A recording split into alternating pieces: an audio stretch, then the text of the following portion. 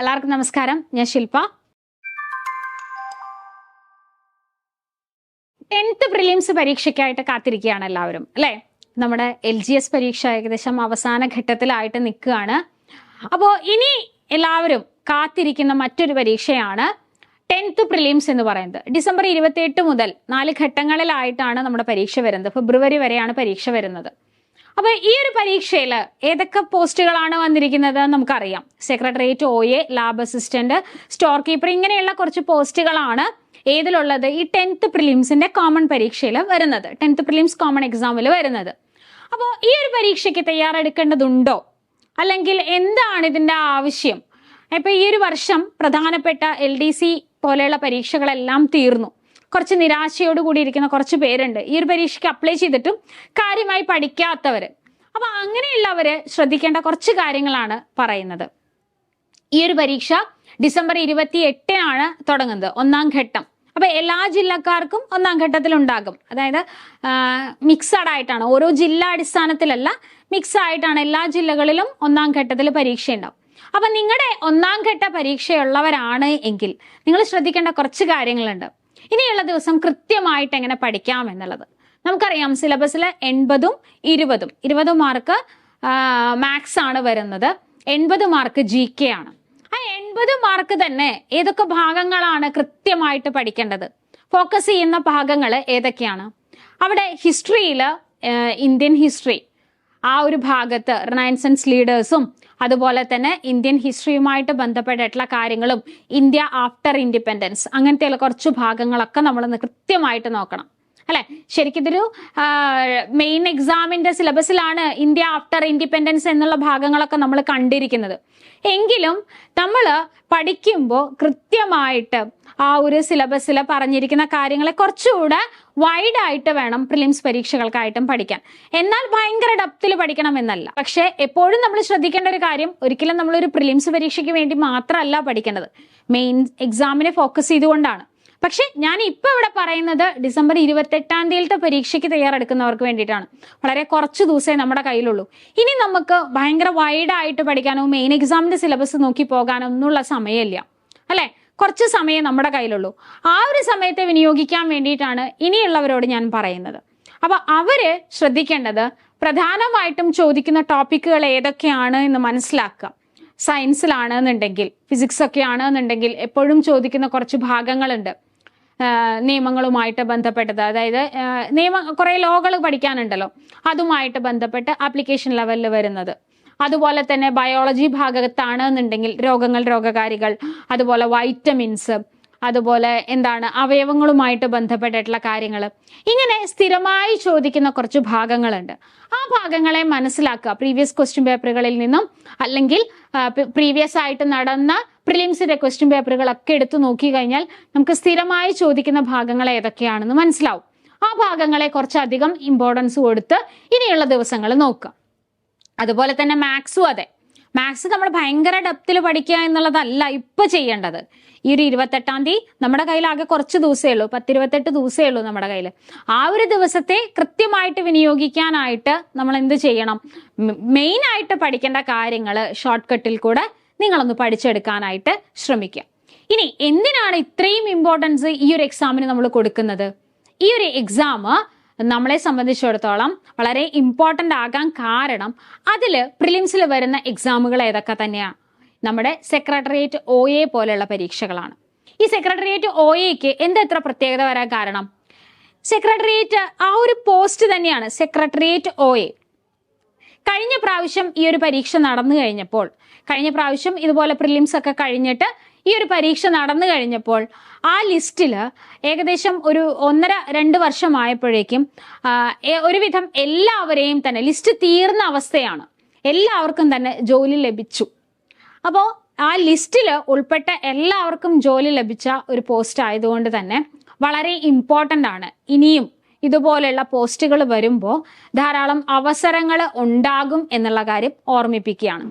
അതുപോലെ തന്നെ ഇനി നമ്മൾ ഈ ഒരു ഡിസംബറിൽ പ്രതീക്ഷിക്കുന്ന മറ്റൊരു വിജ്ഞാപനമാണ് സെക്രട്ടേറിയറ്റ് അസിസ്റ്റന്റ് എന്ന് പറയുന്നത്.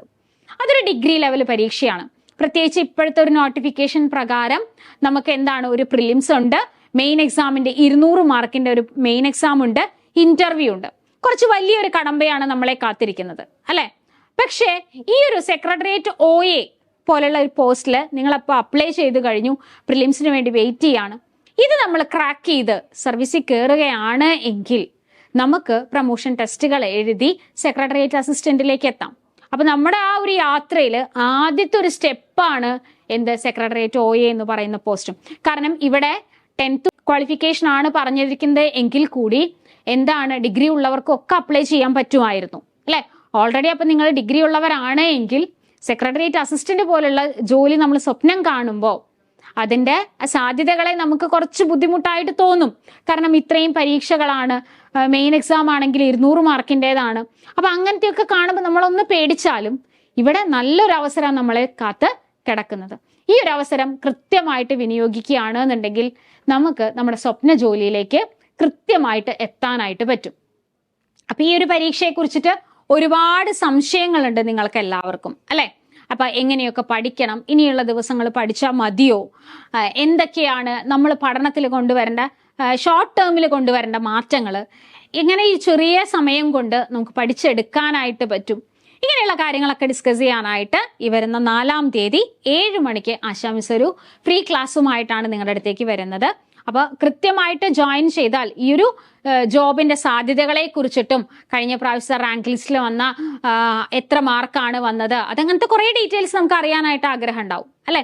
ആ റാങ്ക് ലിസ്റ്റിൽ എങ്ങനെയാണ് എല്ലാവർക്കും സർവീസിൽ കയറാൻ പറ്റിയത്, അപ്പൊ അങ്ങനെയുള്ള മാറ്റങ്ങളൊക്കെ നിങ്ങളോട് പറഞ്ഞു തരാനായിട്ട് ആശാ മിസ് വരുന്നുണ്ട്. അപ്പോൾ ഈ ഒരു വെബിനാറിൽ നിങ്ങൾ കൃത്യമായിട്ട് അറ്റൻഡ് ചെയ്യണം. കാരണം ഈ ഒരു എക്സാമിന്റെ പ്രത്യേകത അത്രയും ഇമ്പോർട്ടൻ്റ് ആണ്. കാരണം LDC ഒക്കെ എഴുതി കുറച്ച് സങ്കടപ്പെട്ടിരിക്കുന്ന ഒരുപാട് പേരുണ്ട്. നമ്മൾ അതായത് ഒരുപാട് പരീക്ഷ എളുപ്പമായാലും നമുക്ക് ബുദ്ധിമുട്ടാണ് അല്ലെ. വലിയ ബുദ്ധിമുട്ടായിട്ടുള്ള പരീക്ഷകൾ അല്ലെങ്കിൽ കൂടി ഒരുപാട് ക്വസ്റ്റ്യൻസ് ഡിലീറ്റ് ചെയ്യലും ഒക്കെ ആയിക്കൊണ്ട് നമ്മളെ ഒന്ന് ചെറിയ രീതിയിൽ ഡിസപ്പോയിന്റ് ആക്കിയ ഒരു പരീക്ഷ ഉണ്ടായിരുന്നു. അപ്പൊ അതുകൊണ്ട് തന്നെ അത്രയും വിഷമിക്കുന്നവർക്ക് കൃത്യമായിട്ട് ക്രാക്ക് ചെയ്തെടുക്കാൻ പറ്റിയ ഒരവസരമാണ് ഈ ഒരു 10th പ്രിലിംസ് എന്ന് പറയുന്നത്. അപ്പൊ ഈ ഒരു വെബിനാറിൽ കൃത്യമായിട്ട് ജോയിൻ ചെയ്യുക. മാത്രമല്ല 28-ാം തീയതി പരീക്ഷ, ഡിസംബർ 28 പരീക്ഷയുള്ളവർക്കായിട്ട് നമ്മൾ ഒരു ബൂസ്റ്റർ ബാച്ചും ആരംഭിച്ചിട്ടുണ്ട്. ഡിസംബർ 2-ാം തീയതി മുതലാണ് ഈ ഒരു ബൂസ്റ്റർ ബാച്ച് ആരംഭിക്കുന്നത്. കൃത്യമായിട്ട് ഞാൻ നേരത്തെ പറഞ്ഞ പോലെ തന്നെ സിലബസിൽ പ്രധാനപ്പെട്ട ഭാഗങ്ങളെ മാത്രം ഉൾക്കൊള്ളിച്ചുകൊണ്ടായിരിക്കും നമ്മുടെ ഈ ഒരു ബാച്ച്. അപ്പൊ ലൈവ് ക്ലാസ്സുകളായിരിക്കും നിങ്ങൾക്ക് ഉണ്ടാകുക. അതിൽ കൃത്യമായിട്ട് പറയും ഇന്ന ഭാഗങ്ങളാണ് നമുക്ക് ഓരോ സബ്ജക്റ്റിലെയും, എക്കണോമിക്സ് ആയാലും അതുപോലെ കോൺസ്റ്റിറ്റ്യൂഷനിലായാലും ഇന്ത്യൻ ഹിസ്റ്ററി, ജോഗ്രഫി, വേണ്ട എല്ലാ ഭാഗങ്ങളിലും പ്രധാനപ്പെട്ട ടോപ്പിക്കുകളെ മാത്രം ഇൻക്ലൂഡ് ചെയ്തിട്ടുള്ള ലൈവ് ക്ലാസ്സുകളായിരിക്കും ഉണ്ടാവുക. അതുപോലെ തന്നെ ഇനി വരുന്ന ഘട്ടങ്ങൾ പരീക്ഷയുള്ളവർക്കായിട്ട് നമ്മളൊരു 45 ഡേ, അത് കുറച്ചുകൂടെ വൈഡായിട്ട് നമ്മൾ സിലബസ് ടൈം ടേബിൾ അനുസരിച്ചിട്ട് ക്ലാസ്സുകളായിരിക്കും നമ്മൾ മുന്നോട്ട് പോകുന്നത്. അപ്പോൾ ഈ ഒരു കോഴ്സുകളെ പറ്റിയിട്ടുള്ള ഡീറ്റെയിൽസ് അറിയാനായിട്ട് നമ്മുടെ ബോർഡ് നമ്പറിൽ കോൺടാക്ട് ചെയ്യുക.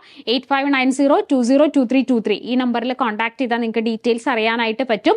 അപ്പോൾ മറക്കണ്ട, വെബിനാറിന്റെ കാര്യവും, വെബിനാർ വരുന്നത് ഡിസംബർ 4-ാം തീയതിയാണ്. ഡിസംബർ 4-ാം തീയതി വൈകുന്നേരം 7 മണിക്കാണ്. നിങ്ങൾ അത്രയും കാത്തിരുന്ന ഒരു പരീക്ഷയായിരിക്കും ഈ സെക്രട്ടേറിയറ്റ് OA പോലെയുള്ളത്. അതാണ് ഏറ്റവും ഹൈലൈറ്റ് ആയിട്ട് ഈ 10th പ്രിലിംസിൽ വരുന്നത്. അപ്പൊ കഴിഞ്ഞ പ്രാവശ്യത്തെ എക്സാമിന്റെ പാറ്റേണും അതുപോലെ തന്നെ അതിന്റെ സ്ട്രാറ്റജി എന്തായിരുന്നു, കഴിഞ്ഞ റാങ്ക് ലിസ്റ്റിന്റെ പ്രത്യേകത, എത്ര പേര് നിയമനത്തിന് എടുത്തു, അങ്ങനെയുള്ള ഒരുപാട് കാര്യങ്ങൾ, ഇനിയുള്ള പരീക്ഷയ്ക്ക് ശ്രദ്ധിക്കേണ്ടത് എന്താണ്, മെയിൻ എക്സാം എങ്ങനെയായിരുന്നു കഴിഞ്ഞ പ്രാവശ്യത്തെ, ഇങ്ങനെയുള്ള ഒരുപാട് കാര്യങ്ങളുമായിട്ടാണ് ആശാ മിസ് വരുന്നത്. അപ്പൊ മറക്കാതെ ജോയിൻ ചെയ്യുക.